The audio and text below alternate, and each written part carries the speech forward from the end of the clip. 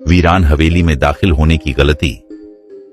पंजाब के एक पुराने गांव में एक वीरान हवेली थी, जिसके बारे में कहा जाता था कि वहां एक दरवाजा ऐसा है जो कभी बंद नहीं होता।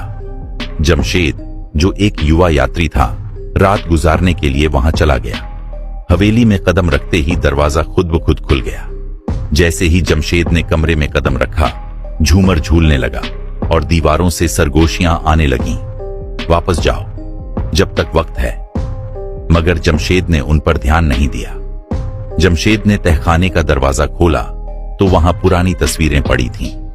उनमें गांव के लापता लोगों के चेहरे नजर आए, मगर आखिरी तस्वीर में उसका अपना चेहरा था और उस पर लिखा था, अगला शिकार। जमशेद भागने के लिए दरवाजे की तरफ लपका, मगर वह दरवाजा जो कभी बंद नहीं होता था, अचानक जोर से बंद हो गया।